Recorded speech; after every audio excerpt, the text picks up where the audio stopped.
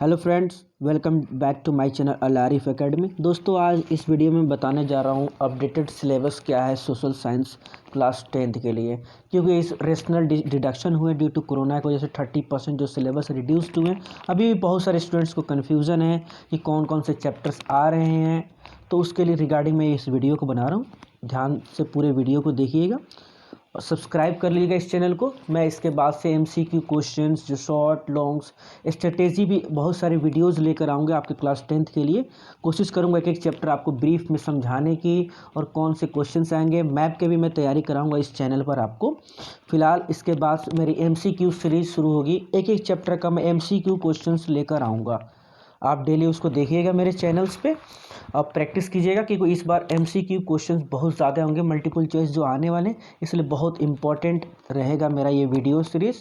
तो चलिए शुरू करता हूँ बिना देरी किए हुए। आपको अपडेटेड सिलेबस बताने जा रहा हूँ। वेट। तो दोस्तों, आपके सामने स्क्रीन पर ये दिखाई दे रहा है क्लास 10th के कोर्स स्ट्रक्चर्स।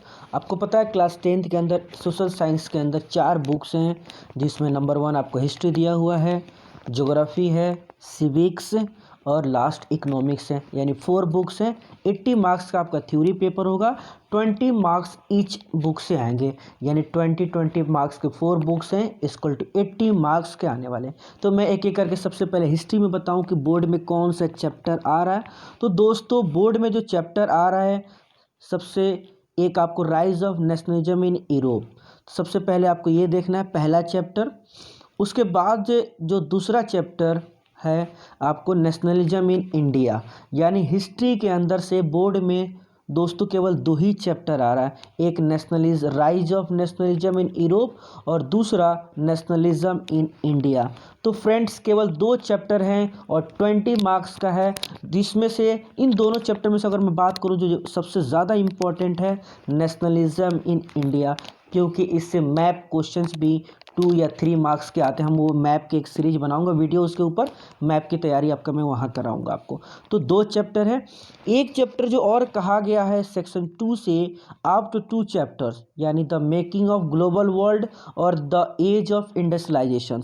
यहाँ पे बहुत इंपॉर्टेंट बात लिखा हुआ, आप नोट कीजिएगा। यहाँ पे जो नोटिस लिखी हुई है, इन दोनों में से कोई एक चैप्टर स्कूल में पढ़ाया जाएगा, लेकिन वो केवल प्रीडिक्ट टेस्ट में आएगा। यानी जो प्री बोर्ड होगा, जो आपका PT2 होता है एग्जाम्स, बोर्ड एग्जामिनेशन से पहले, स्कूल अपने इंटरनल एग्जाम्स में चैप्टर को इंक्लूड करेगा। लेकिन साफ साफ लिखा हो यहाँ पे, will not be evaluated in board examination. तो ये आपके लिए बहुत बड़ी अपॉर्चुनिटी है कि केवल 2 ही चैप्टर आ रहा है आपके हिस्ट्री से। तो फ्रेंड्स, हिस्ट्री से 2 चैप्टर पढ़ना है। अब नेक्स्ट चैप्टर देखते हैं। नेक्स्ट बुक हमारे पास जो है कंटेम्प्रोरी इंडिया 2, यानी ज्योग्राफी से कौन कौन से चैप्टर पढ़ने हैं। तो ज्योग्राफी से पहला चैप्टर जो है रिसोर्सेज एंड डेवलपमेंट, यानी चैप्टर नंबर 1 पढ़ना है आपको। उसके बाद से नेक्स्ट चैप्टर जो आपको दिया हुआ है, चैप्टर 2 हट गया है सिलेबस से। चैप्टर 3 से है कि इसमें से केवल मैप क्वेश्चंस पूछा जाएगा आपसे, ना कि थ्योरी क्वेश्चंस पूछा जाएगा। फिलहाल थ्योरी के लिए केवल आपको चैप्टर नंबर 1 पढ़ना है। उसके बाद चैप्टर नंबर 4 पढ़ना है, एग्रीकल्चर चैप्टर। चैप्टर नंबर 5 जो फ्रेंड्स, इसमें से केवल यहाँ पे देख रहे होंगे ओनली मैप आइटम्स, केवल मैप क्वेश्चंस आने वाले हैं। तो नेक्स्ट चैप्टर 6 आ रहा है और chapter 7 life line of national economy. एक बार मैं दोबारा से रिपीट कर रहा हूँ कि ज्योग्राफी के अंदर से आपको 4 चैप्टर ही केवल पढ़ना है। First, resources and development, that is chapter number 1। Chapter number 1 के बाद आपको चैप्टर नंबर 4 पढ़ना है। चैप्टर नंबर 4 के बाद आपको डायरेक्ट चैप्टर नंबर 6 पढ़ना है, मैन्युफैक्चरिंग इंडस्ट्रीज। और चैप्टर नंबर 7, यानी ज्योग्राफी में केवल आपको 4 चैप्टर ही पढ़ना है। यानी हिस्ट्री में 2 चैप्टर, ज्योग्राफी में 4 चैप्टर पढ़ने हैं आपको। इन 4 चैप्टर से 20 मार्क्स के क्वेश्चंस आएंगे आपको। फिर अगर सिविक्स की बात करूं, इससे भी 20 मार्क्स के क्वेश्चन आ रहे हैं। सिविक्स के लिए आपको चैप्टर 1 पावर शेयरिंग चैप्टर पढ़ना है। चैप्टर नंबर 2 फेडरलिज्म पढ़ना है। उसके बाद से 3, 4, 5 आउट ऑफ सिलेबस से रिमूव कर दिया गया है। 2 के बाद सीधे आपको चैप्टर नंबर 6 पढ़ना है, और 6 के बाद दैट इज पॉलिटिकल पार्टीज है।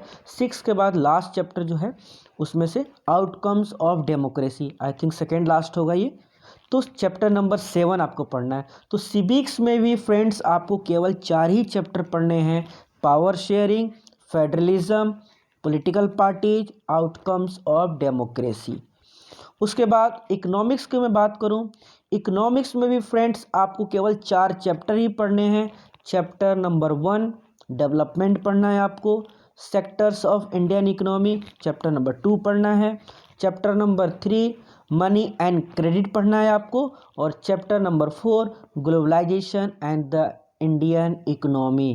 तो ये रहा दोस्तों आपका फुल रिवाइज सिलेबस। एक बार मैं दोबारा से रिपीट कर दूं, हिस्ट्री में 2 चैप्टर पढ़ना है आपको, ज्योग्राफी में आपको 4 चैप्टर पढ़ना है, सिविक्स में भी 4 चैप्टर पढ़ना है आपको, और इकोनॉमिक्स में भी 4 चैप्टर पढ़ना है आपको।